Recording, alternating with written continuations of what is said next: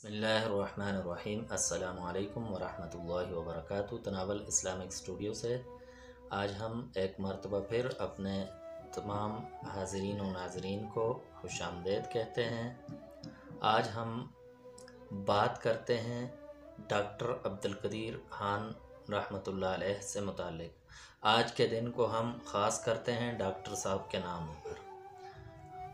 Doctor Abdul Qadeer Khan صاحب کی خدمات اس قوم کے لیے، نہ صرف اس قوم کے لیے بلکہ پوری امت مسلمہ کے لیے ایسی ناقابل فراموش ہیں کہ جو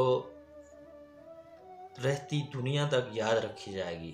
یہ اسلامی تاریخ کا ایک نہ بند ہونے والا باب ہے، نہ فراموش ہونے والا کارنامہ ہے۔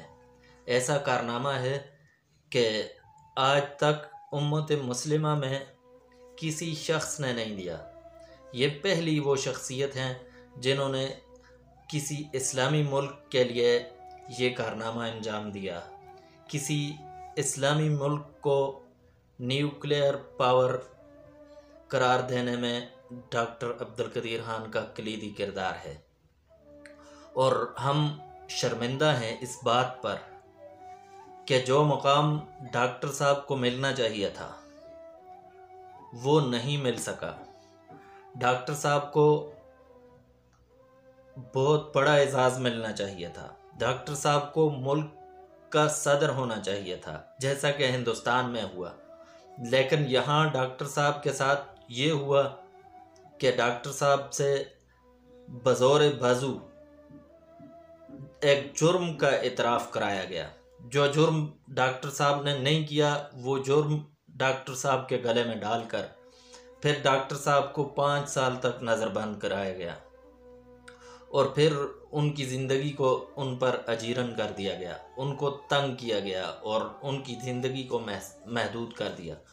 ڈاکٹر صاحب اگر چاہتے تو امریکہ میں رہ کر پرتعیش زندگی گزار سکتے تھے، ڈاکٹر صاحب چاہتے تو یو کے میں رہ کر پرتعیش زندگی گزار سکتے تھے، ڈاکٹر صاحب چاہتے تو کسی بھی غیر مسلم ملک میں رہ کر عیاشی کر سکتے تھے، لیکن ڈاکٹر صاحب نے عیاشی نہیں کی۔ انہوں نے ملک کی خدمت کو اپنی اولین ترجیح سمجھا اور وہ ملک کے لیے یہاں پر حاضر ہوئے اور بڑی محنت سے نیوکلیئر پاکستان کو بنایا اور پوری امت مسلمہ کا سر فخر سے بلند کیا۔ آج اگر ڈاکٹر صاحب نہ ہوتے تو آج شاید پاکستان کا وجود دنیا میں نہیں ہوتا، شاید امت مسلمہ آج بہت بڑے المیہ سے گزر رہی ہوتی۔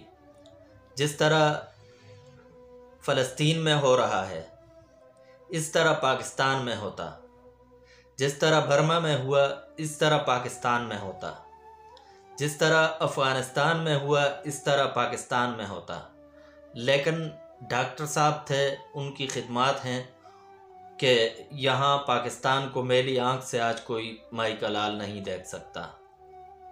ہزاروں سال نرگس اپنی بے نوری پہ روتی ہے، ہزاروں سال نرگس اپنی بے نوری پہ روتی ہے، بڑی مشکل سے ہوتا ہے چمن میں دیدہ ور پیدا۔